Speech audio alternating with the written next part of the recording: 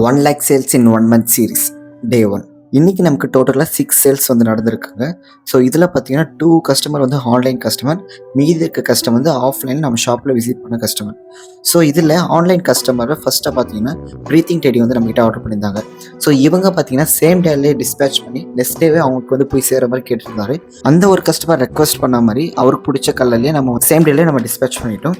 அதுக்கப்புறமா நம்ம நியூ இயருக்கு நியூவாக லான்ச் பண்ணி தான் ஆம்பர் பாக்ஸ் வந்து நம்ம கஸ்டமர் ஒருத்தர் ஆர்டர் பண்ணியிருந்தாங்க. ஷாப்பை விசிட் பண்ணி வாங்கின கஸ்டமர் பார்த்தீங்கன்னா ஒரு முருகர் வேலை வந்து நம்மகிட்ட வாங்கினாங்க.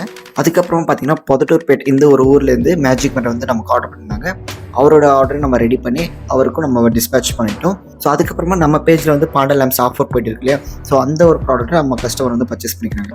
ஸோ இன்றைக்கி டோட்டலாக நமக்கு சேல் நடந்தது பார்த்தீங்கன்னா 2770. நான் இந்த மந்த் 1 lakh சேல்ஸ் அச்சீவ் பண்ணுறேன்னா இல்லையான்றதை பார்க்கறதுக்கு நம்ம பேஜை மறக்காம ஃபாலோ பண்ணிக்கோங்க.